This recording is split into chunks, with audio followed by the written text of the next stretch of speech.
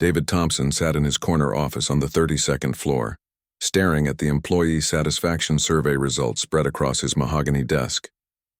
The numbers didn't make sense. According to his management team, everything was running perfectly at Thompson Manufacturing. Production was up, profits were strong, and his executives assured him that worker morale had never been better. But these survey results told a different story entirely.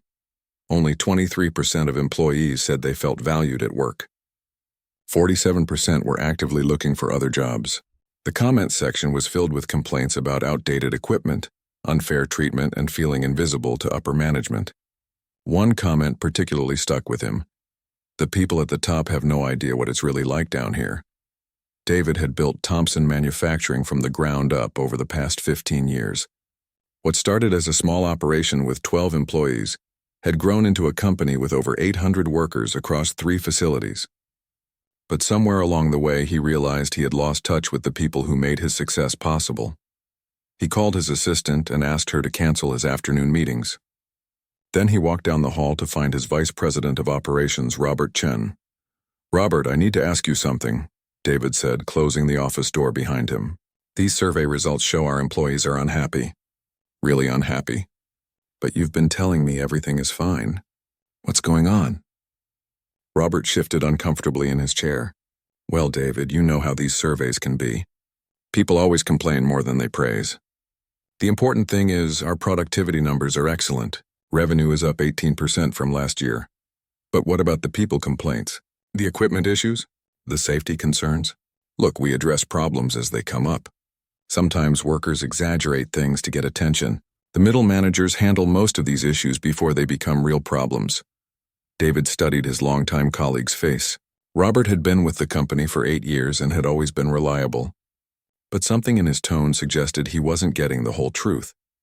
That evening, David went home to his suburban house and couldn't stop thinking about the survey. His wife noticed his distracted mood during dinner. "You seem worried about something," she said. "I think my employees are unhappy, but I'm not sure if my management team is being honest with me about what's really happening. Why don't you go see for yourself?" "What do you mean?" "Remember when that show Undercover Boss was popular? Maybe you should try something like that. Go work alongside your employees for a few days. See what they really experience." The idea seemed crazy at first. David was the CEO of a major manufacturing company. He hadn't worked on a factory floor in over a decade.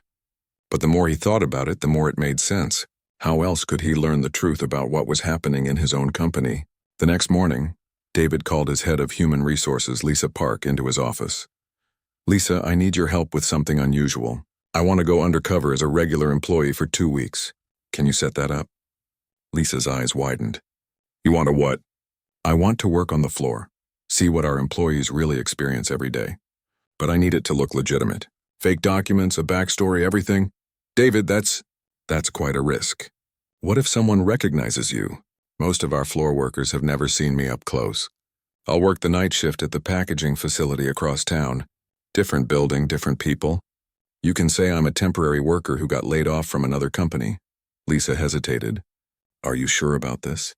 If word gets out, it could create all kinds of problems. The only problem I'm worried about is having 800 employees who hate working here while I sit in my office thinking everything is great."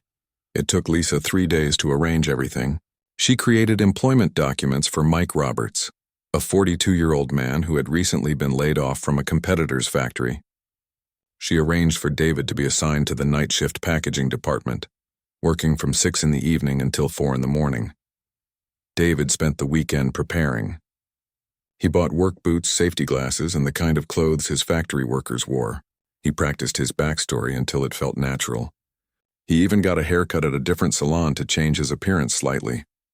On Monday evening, David drove to the packaging facility feeling more nervous than he had in years. The building looked different from this perspective.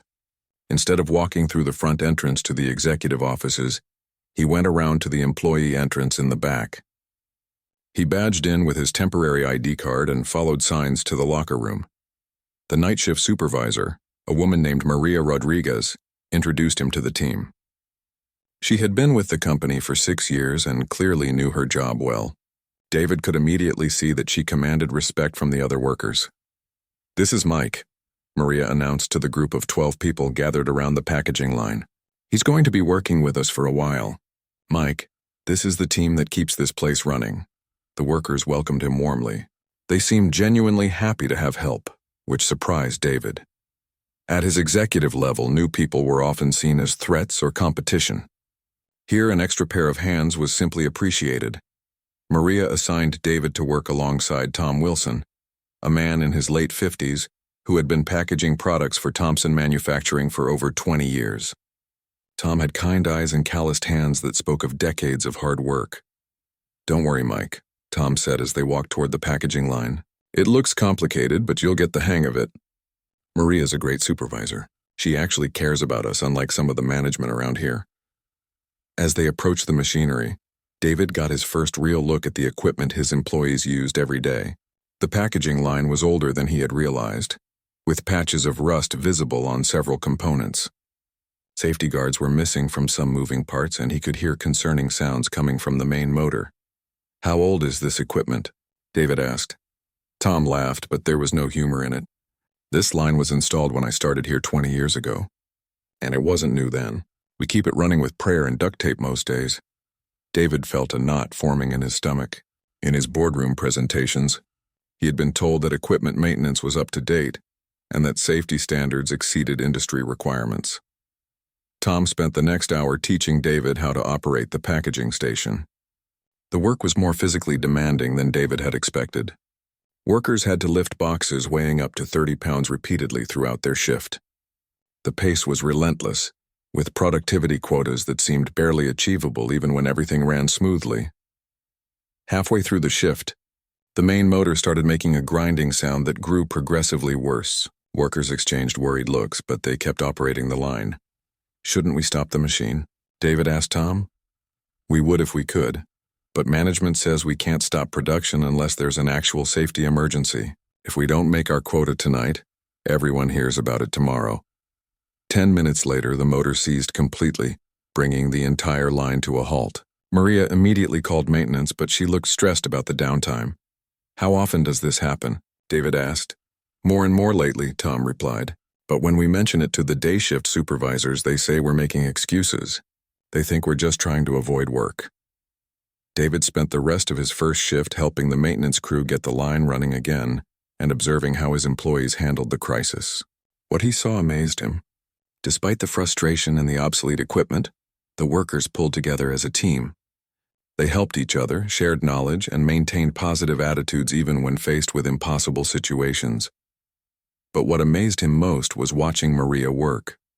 She organized the crew efficiently, communicated clearly with maintenance, and kept everyone's spirits up during the stressful downtime. She demonstrated the kind of leadership skills that David looked for in his executive team. Yet she was working the night shift in a packaging facility. As David drove home at 4:30 in the morning, his back aching from the physical work, he realized his first day had already taught him more about his company than months of management reports.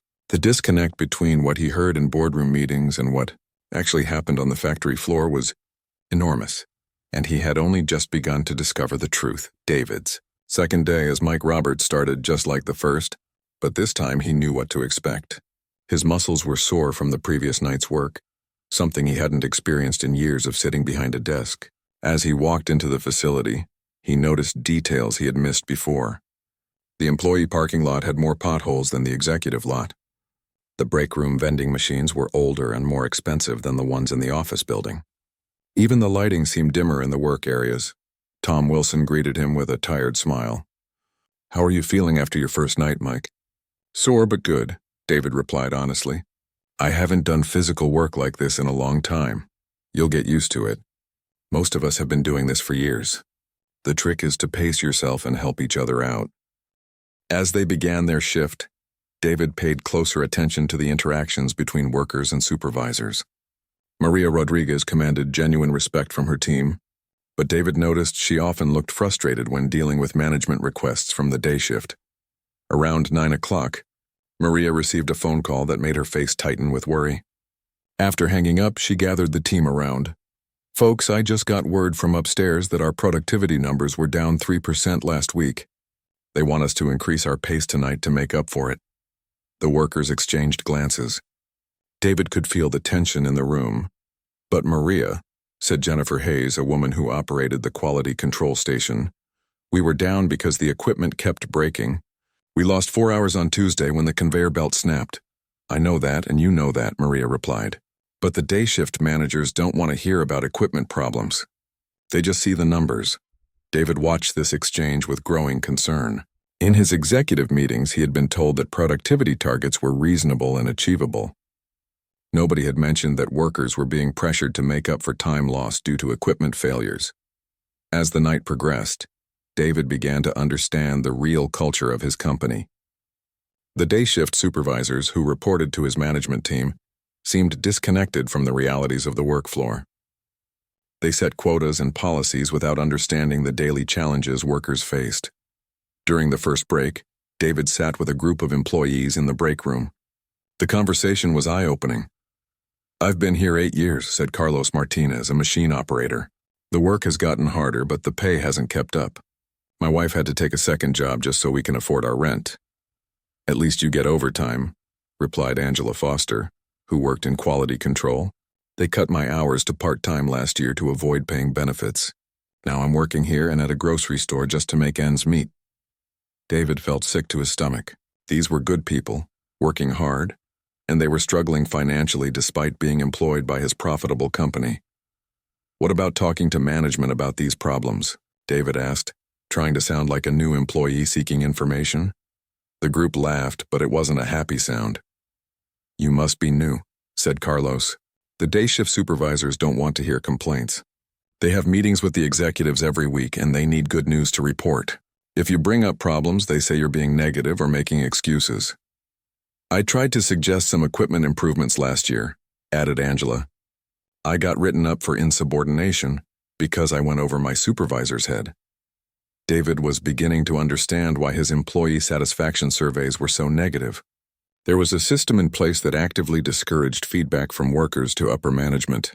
His executives were getting filtered information that made everything appear better than it actually was. The conversation was interrupted when Maria came looking for David. "Mike, I need to ask you a favor. Tom's not feeling well tonight. His back is acting up again. Could you help him with the heavy lifting?" David immediately agreed and went to find Tom.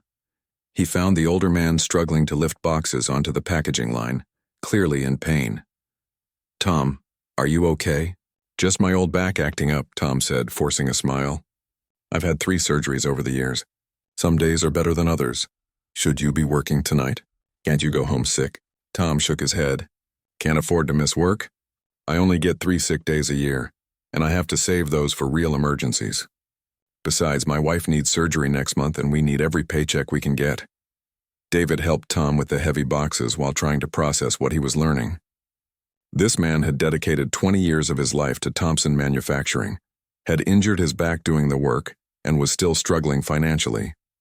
The company's health insurance apparently wasn't covering his wife's medical needs. As they worked together, Tom opened up more about his situation.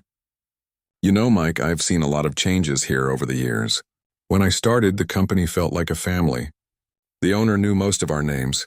Now it feels like we're just numbers on a spreadsheet." "What changed?" David asked. "The company got bigger, which is good, I guess. More jobs for people. But somewhere along the way, the people at the top stopped caring about the people at the bottom. They make decisions in meetings without asking us what we think. They don't understand what it's really like down here." David's heart was breaking. Tom was talking about him, though he didn't know it. And everything Tom was saying was true. Around midnight, the packaging line broke down again. This time, it was a more serious problem with the main drive belt. Maria called maintenance, but the repair would take at least 2 hours. Instead of using the downtime to rest, David watched Maria organize the crew to clean and reorganize the work area. She had everyone working on productive tasks to make the next shift run more smoothly. "Maria," David said during the maintenance break, "you're really good at managing this team. Have you ever thought about moving up to a supervisor position?" Maria laughed bitterly. "I applied for a day shift supervisor job last year. They said I needed a college degree, even though I've been doing this work for 6 years and know it better than anyone. Meanwhile, they hired someone from outside the company who had a business degree but had never worked in manufacturing. That doesn't seem fair." Fair doesn't have much to do with it. The company has policies, and they stick to them regardless of whether they make sense. David made a mental note about the promotion policies. He was sure they had been designed to ensure qualified candidates, but they were clearly preventing good people from advancing.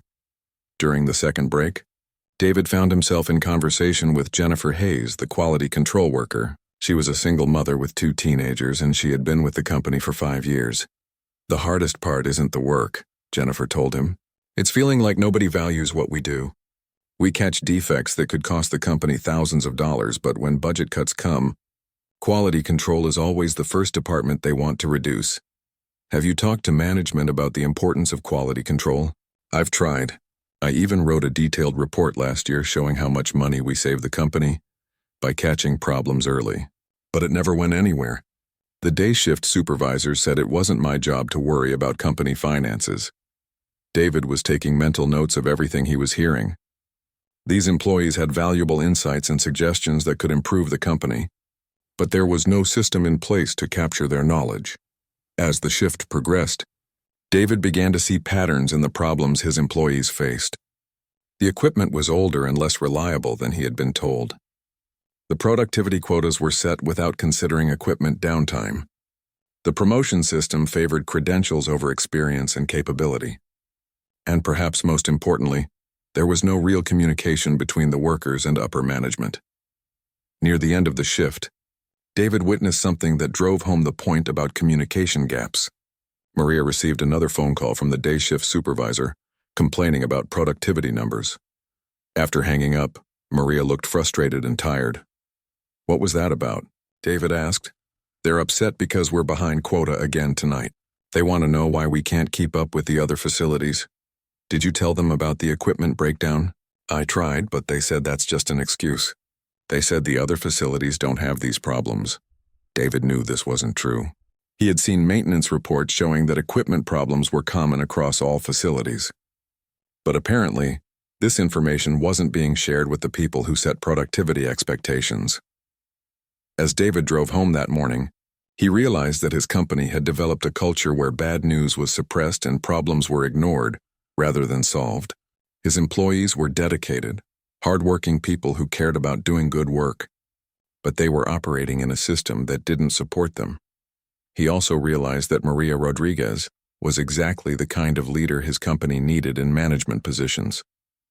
She was smart, caring, and effective at motivating people, but the company's rigid promotion requirements were keeping her stuck in a night shift position, while less qualified people were promoted above her. David was beginning to understand that fixing his company's problems would require more than just updating equipment or adjusting policies. It would require changing a culture that had developed over years of poor communication and misaligned priorities. But first, he needed to learn more. He was only 2 days into his undercover experiment, and he suspected there were more revelations waiting for him. By his 5th night working as Mike Roberts, David had settled into a routine that felt surprisingly natural. His body had adjusted to the physical demands of the work, and he had formed genuine friendships with his coworkers. But nothing could have prepared him for what he was about to discover about Maria Rodriguez. The night started normally enough. David arrived at the facility and found Maria in her usual spot, reviewing production schedules and checking equipment status. She looked more tired than usual, with dark circles under her eyes that suggested she hadn't been sleeping well. "Everything okay, Maria?" David asked as he clocked in. "Just tired," she replied with a forced smile. "Let's focus on having a good night. We need to catch up on yesterday's numbers." About 2 hours into the shift, David was working near the office area when he heard Maria's voice coming from the break room. She was on her cell phone and her tone was desperate and pleading. "Please, I understand you have policies, but she's only 7 years old. There has to be something we can do about the payment plan." David tried not to listen, but Maria's voice carried in the quiet facility. "I've been making payments every month for over a year. I'm not asking to skip payments, I'm just asking for more time this month. I had to miss 3 days of work when she was in the hospital." There was a long pause, and David could hear the frustration in Maria's voice when she spoke again. "No, I can't come up with $800 by Friday. If I could do that, I wouldn't need a payment plan." When Maria hung up the phone, David could hear her crying softly. He felt torn between wanting to respect her privacy and wanting to help somehow. He decided to give her a few minutes before checking on her. When Maria returned to the work floor, she had composed herself, but David could see the stress in her face. Throughout the rest of the shift, he noticed her checking her phone frequently and looking increasingly worried. During the lunch break, David sat with Tom Wilson and Jennifer Hayes. The conversation naturally turned to family and personal challenges, as it often did during these late-night hours. "You know," Tom said, "I really admire Maria. She's dealing with so much right now, but she never lets it affect her work." "What do you mean?" David asked, though he suspected he knew. Jennifer looked around to make sure Maria wasn't nearby, then lowered her voice. "Her little girl has been sick for over a year now. Really sick. They've been going to children's hospitals and seeing specialists. It's been devastating for Maria." David felt his stomach drop. "What's wrong with her daughter?" "Cancer," Tom said quietly. 7 years old. Can you imagine? "Maria's been so strong through all of it, but I know she's struggling." "The medical bills must be enormous," Jennifer added. "Even with company insurance, those treatments cost so much. Maria's been working every overtime shift she can get, but it's not enough." David's mind raced.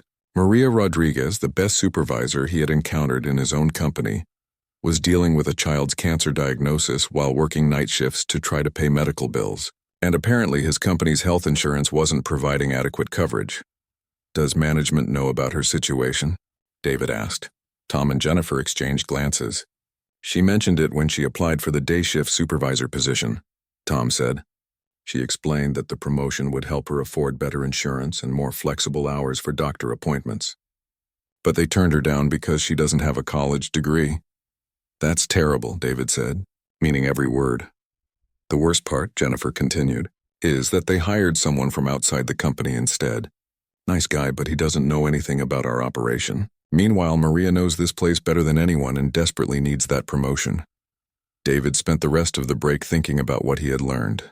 He watched Maria work with her usual competence and dedication, knowing that she was carrying an incredible burden while maintaining her professional responsibilities. Later that night, around 2 o'clock in the morning, the conversation turned to the challenges of working night shifts with families. Carlos Martinez was talking about missing his son's baseball games, and Angela Foster mentioned how hard it was to maintain a social life when you slept during the day. "At least you don't have to bring your kids to work," said Kevin Park, a newer employee who David hadn't gotten to know well yet. Everyone looked at him confused. "What do you mean?" Jennifer asked. Kevin realized he might have said something he shouldn't have. "Oh, I just meant, well, I've seen Maria here with her daughter sometimes, during really late shifts when she stays overtime." David's heart stopped. "She brings her daughter here?" "Just sometimes," Kevin said defensively, "when she can't find a babysitter and has to work late. The little girl is really sick, so Maria can't leave her home alone. She sets her up in the unused office with books and blankets." Tom looked upset. "Maria never told us about that. She must be so worried about getting in trouble." "Where else can she go?" Kevin asked. "Babysitters cost money she doesn't have, especially for overnight hours. And her daughter needs special care because of the treatments." David felt physically sick. One of his best employees was bringing her cancer-stricken child to work during overnight shifts because she couldn't afford proper childcare. And she was doing it secretly because she was afraid of losing her job. "Has anyone from management seen this?" David asked. "Not that I know of," Kevin replied. "Maria's really careful about it. She only does it when absolutely necessary, and she makes sure her daughter stays out of sight." The conversation moved on to other topics, but David couldn't concentrate on anything else. He kept picturing a 7-year-old girl with cancer spending the night in a factory office while her mother worked to pay medical bills. During the next break, David found an opportunity to walk past the unused office Kevin had mentioned. The door was slightly open and he could see inside. There, on a makeshift bed of blankets and coats, was a small girl with a colorful scarf wrapped around her head. She was sleeping peacefully, clutching a stuffed animal. David had to step away quickly to compose himself. The sight of that brave little girl sleeping in a factory office while her mother worked the night shift to pay for her cancer treatment was almost too much to bear. When he returned to the work area, he observed Maria with new eyes.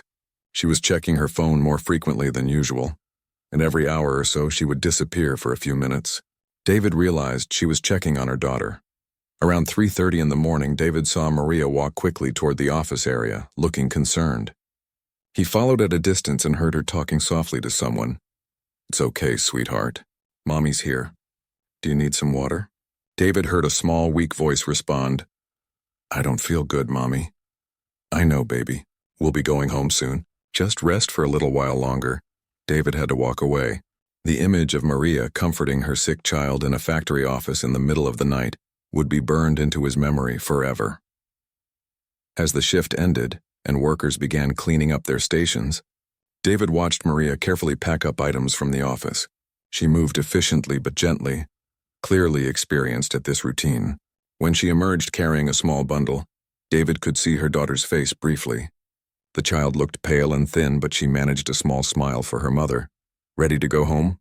Maria whispered. "Yes, Mommy." David pretended to be busy with his own cleanup, but he watched as Maria carried her daughter out to the parking lot.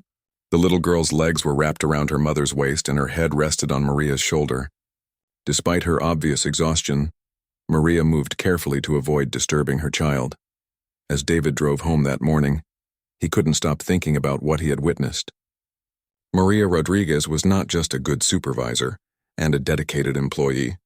She was a mother fighting for her child's life while trying to maintain her job and pay impossible medical bills. She was working night shifts partly because they paid slightly more than day shifts, and she was bringing her sick daughter to work because she had no other choice. But what made David angriest was realizing that his company could easily help. Maria, a promotion to day shift supervisor, would provide better insurance, more pay, and regular hours that would allow her to be home with her daughter at night. The fact that Maria had been denied this promotion because of a college degree requirement seemed not just unfair, but cruel. David also realized that Maria's situation probably wasn't unique. If one of his employees was struggling this much while maintaining such high performance, how many others were facing similar challenges in silence? He had discovered a shocking situation that demanded immediate action, but he also knew that revealing his identity prematurely could make things worse for Maria.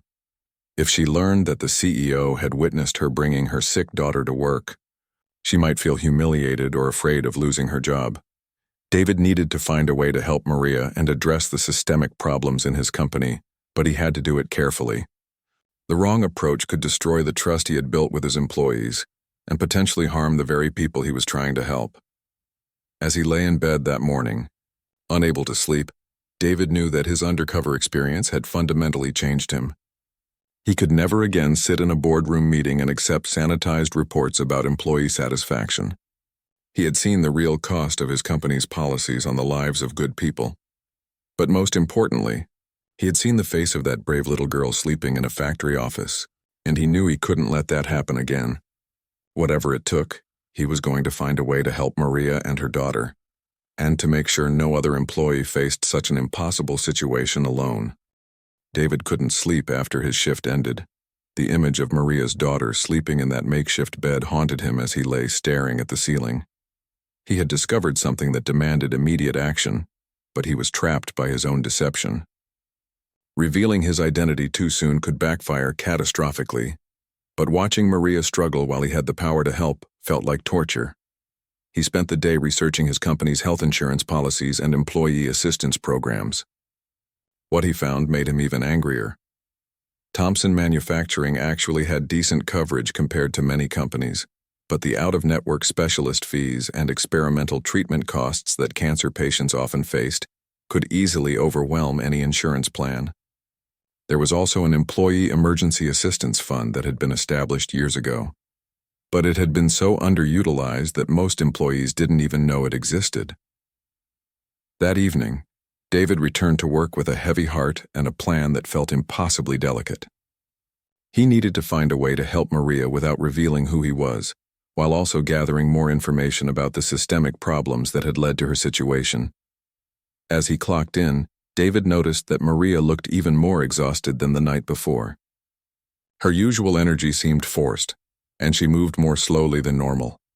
During the pre-shift meeting, she announced that they were behind quota for the week and needed to push hard to catch up. "I know everyone's tired," Maria said to the assembled crew, "but we really need to focus tonight. Management is asking questions about our productivity numbers. David watched the faces of his coworkers.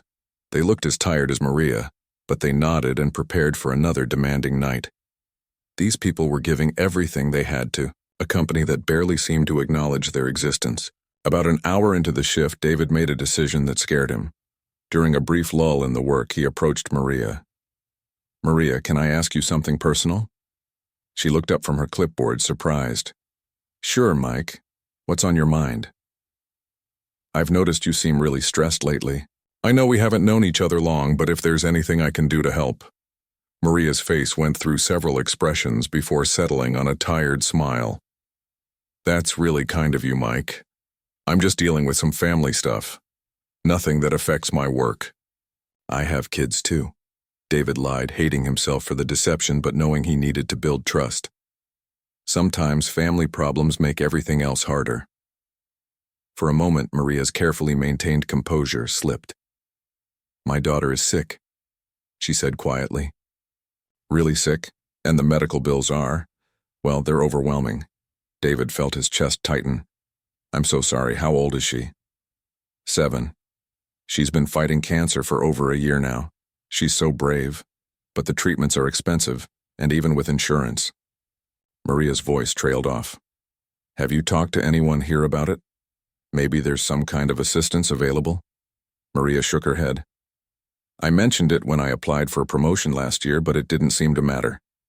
And I can't afford to seem like I'm making excuses or can't handle my job. I need this position." David wanted to tell her right then that she was the best supervisor he had ever seen, that any company would be lucky to have her, that she deserved so much more than she was getting. Instead, he just said, "You're doing an amazing job. Anyone can see that." "Thank you," Maria replied, but David could see that she didn't really believe it. Later that night, around midnight, David witnessed something that made his decision for him. The packaging line broke down again, this time more seriously than before. The main motor was making grinding sounds that suggested imminent failure, and sparks were visible from one of the electrical connections. "We need to shut this down," David said immediately. "We can't," Maria replied, but she looked worried. "If we stop production, we'll miss quota by a huge margin. But it's not safe. Someone could get hurt." Maria hesitated, clearly torn between safety concerns and pressure from management. In that moment, David saw exactly how his company's priorities had become distorted. Production quotas had become more important than worker safety. "Look," Maria said finally, "I'll call maintenance to look at it, but we need to keep running until they get here." David watched in horror as his employees continued working around increasingly dangerous equipment because they were afraid of the consequences of stopping production. When maintenance finally arrived 20 minutes later, the technician immediately shut down the line. "This motor could have seized completely," the technician told Maria. "If that electrical connection had failed, someone could have been seriously injured." But instead of being praised for keeping everyone safe, Maria looked stressed about the lost production time. David realized that his company had created a culture where supervisors felt they had to choose between safety and job security. During the extended break while maintenance worked, David found himself in the break room with several coworkers. The conversation turned to the ongoing equipment problems. "It's getting worse," said Carlos Martinez.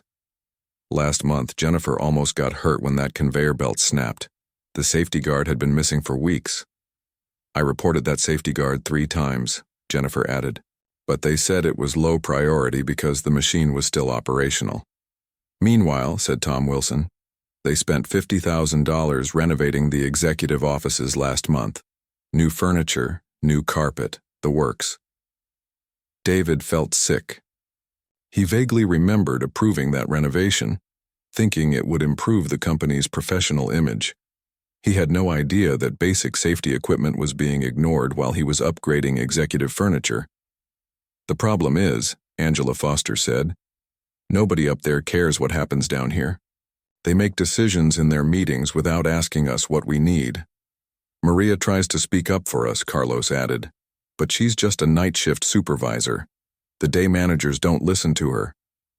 David was beginning to understand that Maria was not just dealing with personal struggles. She was also fighting an uphill battle to advocate for her team in a system that didn't value input from people at her level. Around 2 in the morning, David made another discovery that broke his heart. He was helping Tom with some heavy lifting when the older man suddenly stopped and pressed his hand against his lower back.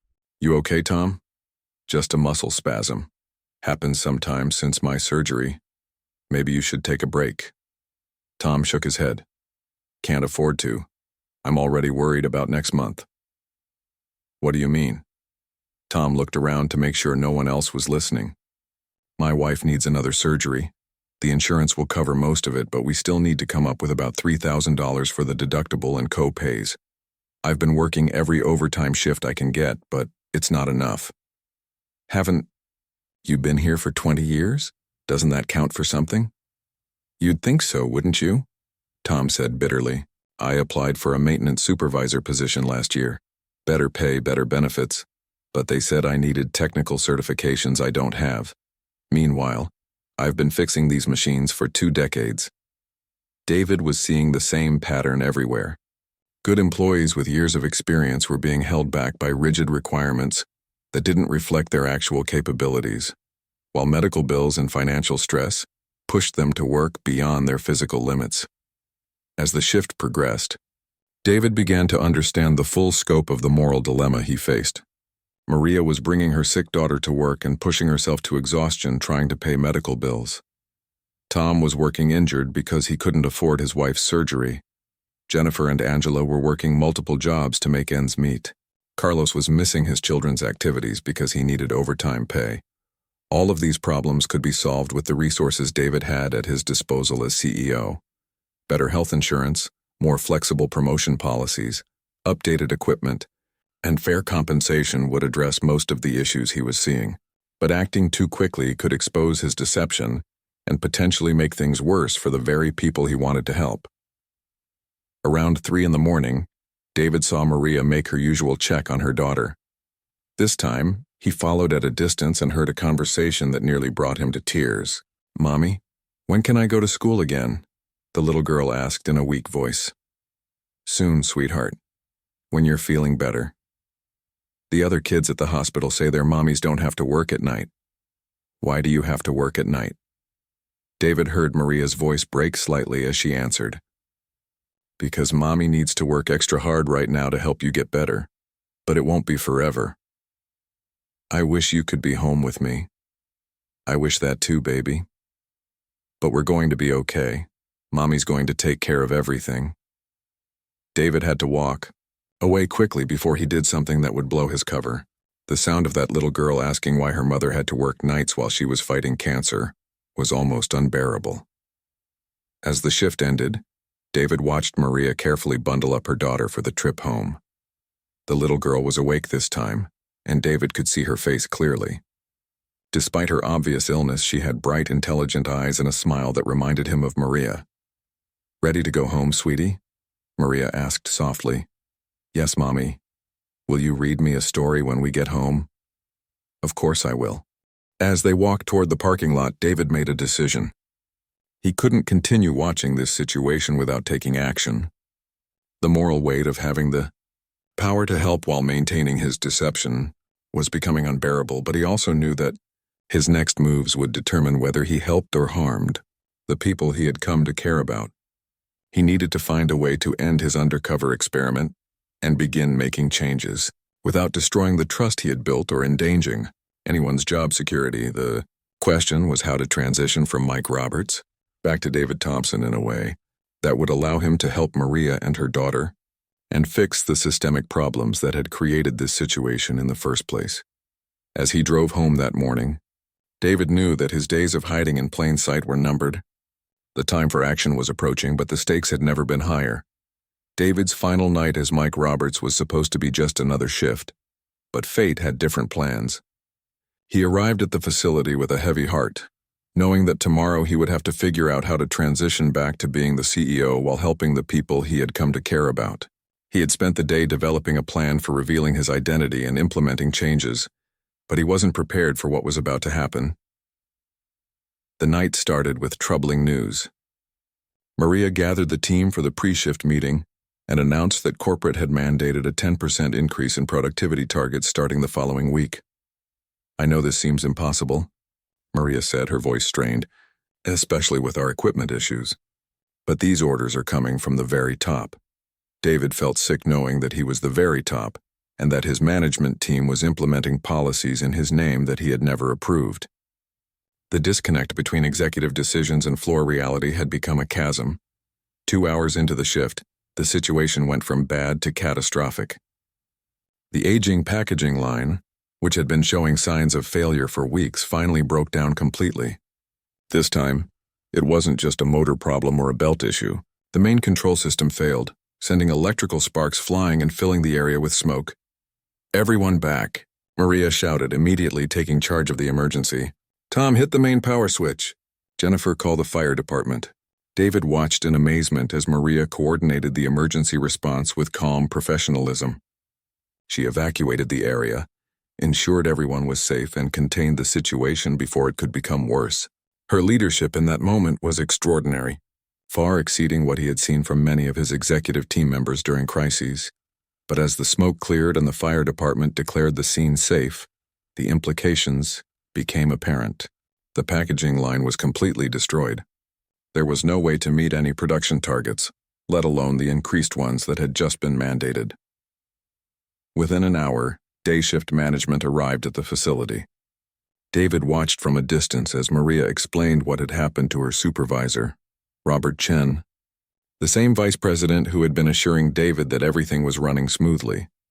"This is unacceptable," Robert said, his voice carrying across the quiet facility.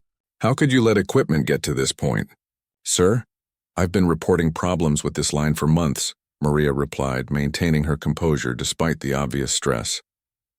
"I've submitted written reports about the electrical issues and requested maintenance.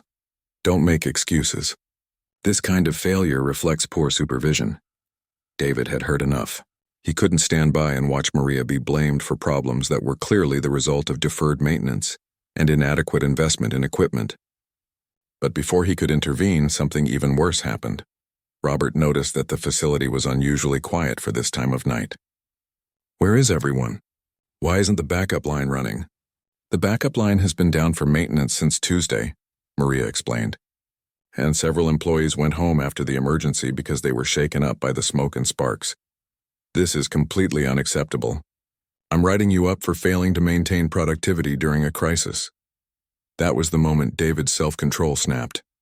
"Excuse me," David said, stepping forward. "I think there's been a misunderstanding." Robert looked at him with annoyance. "Who are you?" "You shouldn't be listening to management conversations. My name is Mike Roberts and I've been working here for 2 weeks. But that's not who I really am." David took a deep breath, knowing that what he said next would change everything. "My name is David Thompson. I'm the CEO of this company, and you're about to write up the best supervisor I've ever seen for problems that are entirely management's fault." The silence that followed was deafening. Robert's face went white. Maria looked shocked and confused, and the few employees still in the area stared in disbelief. "Sir, I don't understand," Robert stammered. "I've been working undercover for 2 weeks to learn what's really happening in this company," David continued. "And what I've learned is that you've been lying to me. This equipment has been failing for months.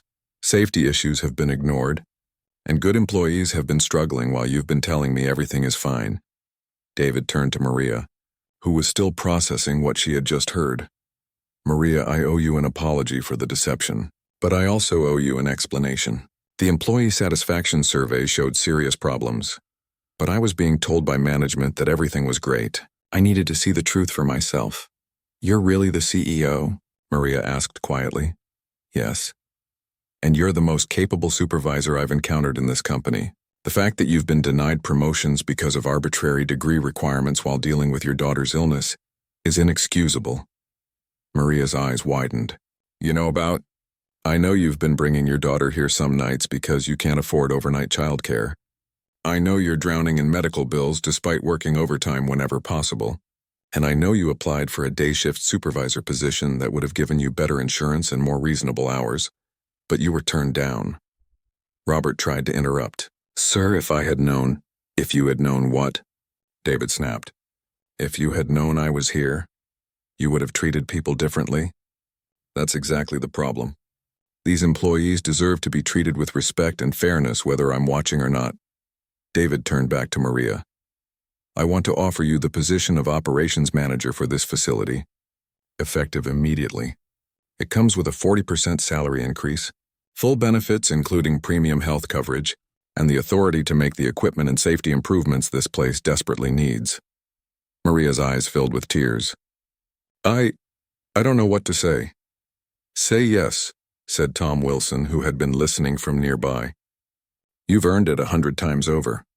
David looked around at the small group of employees who had gathered. All of you have. This company has succeeded because of your hard work and dedication, not despite it. And it's time our policies and practices reflected that. Over the next hour, David made a series of decisions that would reshape Thompson Manufacturing. He immediately approved emergency funding to replace all the aging equipment in the facility. He announced the creation of a promotion track that valued experience and performance over formal education. He expanded the health insurance plan to better cover catastrophic illnesses and increased the Employee Emergency Assistance Fund by 500%. But most importantly, he established a direct communication system between floor workers and executive management, bypassing the middle managers who had been filtering information. Robert, David said to his vice president, you're going to be taking a different role in this company, one where you can't hide problems from me anymore. As the emergency situation was resolved and new equipment was ordered for rush delivery, David found himself alone with Maria in the break room. Why did you really do this? She asked. The undercover thing. You could have just fired people and hired consultants. Because I realized I had lost touch with the people who make this company work. I was making decisions based on spreadsheets and reports instead of understanding real human impact. And now I know that this company's greatest assets aren't our equipment or our facilities. They're people like you, Tom, Jennifer, Carlos, and Angela. People who care about doing good work even when the system isn't supporting them. Maria was quiet for a moment.